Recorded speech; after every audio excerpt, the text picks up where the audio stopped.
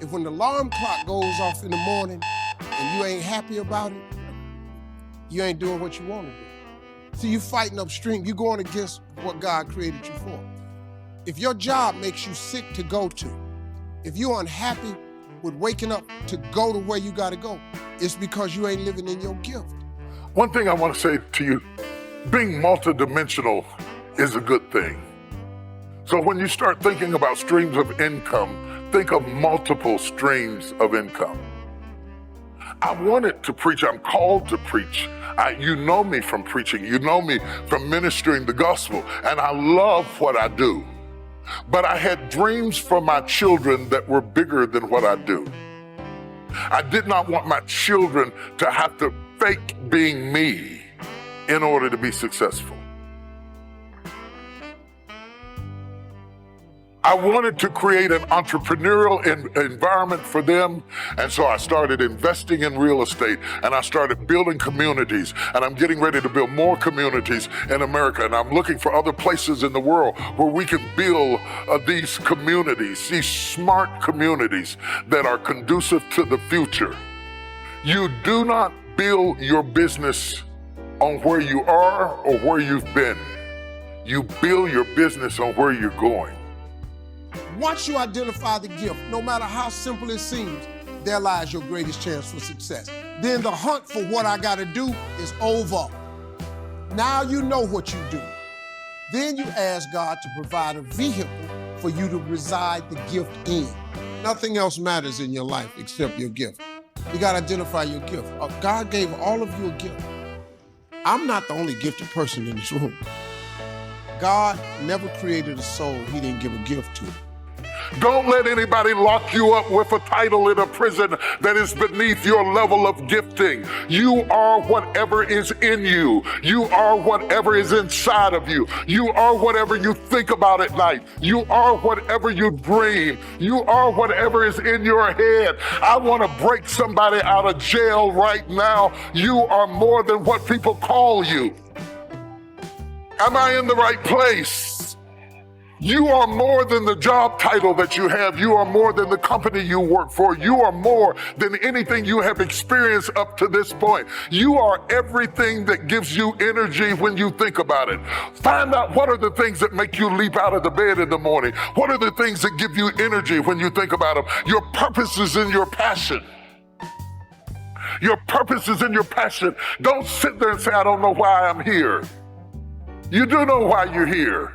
Find the thing that gives you energy when you do it, that ideas start teaming over in your head when you get in it. Find the thing that when you get into it, you're curious about it, you're attracted to it, you're drawn to it.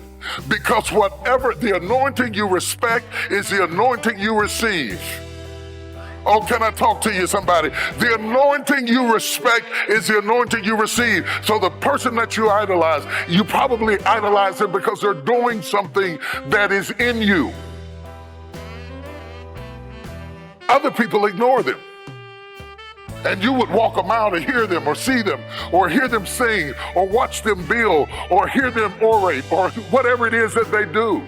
That one gift you have will be the tree trunk to your success and it'll branch out into other things.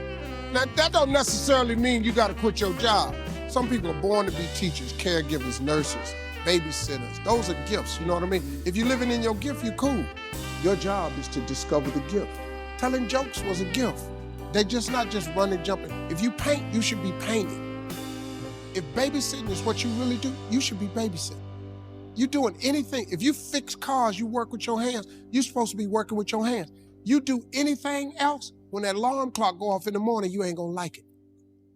There's a difference between your passion and your gift. Your passion is something that you enjoy doing. Like, I'm passionate about golf, but I can't be a professional golfer. Give it how hard I want it. I can't play. I can't get the ball to go where I aim it. It just don't go over there. It goes somewhere around there, but it ain't close enough. I'm gifted at words. I'm gifted at that. So quit running away from the gift. Your gift will make room for you. Stop trying to be something you ain't gifted at. Nobody asked you to go down here and study to be a dentist, and you ain't really good at that. Quit going down to the church trying to sing. You can't sing. So at 27, when I said I'm quitting my job, I won an amateur night on October 8th, 1985. I won $50. I went to work the next day and quit my job. Oh, everybody thought I was the biggest fool in the world, but they didn't see what I saw. I had been praying that God would show me what I was gonna do with my life, because up to 27, I had no idea. When I won that comedy competition, I said, this is it, this is what I'm gonna do with the rest of my life. Listen to me, all of you have this gift. Identify it. It's the thing that you do the absolute best with the least amount of effort. That's what you should be doing. You're wasting your time pursuing your passion. The Bible does not mention passion, it mentions your gift. What are you gifted at, and do that? What happens in society is that we're clouded by the noise of family expectations, the noise of our parents, the noise of our brothers and sisters' expectations. I grew up in a family where you could either be a doctor, a lawyer, or a failure, right? Those were my three options. Anything else would just count me as a failure. I would have failed. So basically I failed, right? I'm standing up here in front of you all as a failure. I lived as a monk for 3 years. I committed career suicide. I turned down 2 amazing corporate job offers when I graduated from business school. I shaved my hair, I wore robes, and lived out of a gym locker for 3 years. And I did that because I thought I was going to do something meaningful, help impact the world. And it was one of the best experiences of my life. But more than becoming a monk, what that trained me to do was drop out with the rules. People told me, if you come back in 3 years, you'll never get a job. They told me, if you become a monk, people are going to think you weird forever. No girl's ever going to talk to you. People told me, they were like, well, when you come back to real life, like, will you even be able to talk English? And people were just really weirded out. I'm just like, okay, I think monks speak English. And there was so much different noise that I was hearing when I made that decision. And the funny thing is, from having not been a monk for 4 years now, I'm in one of the most incredible periods of my life that I could ever have asked for. And so much of that is based on the fact that I decided to do something different. So many of the times our expectations are driving us in a certain scenario. We focus so much on life in what we want to be as opposed to who we want to be. Because we've always been told that life and jobs and careers are like boxes and containers. There's only a finite number of options. There is no formula, there is no pattern. If you know what you're passionate about, if you know what you're good at, and you invest in that. People say follow your passions, I say forget that, invest in your passions.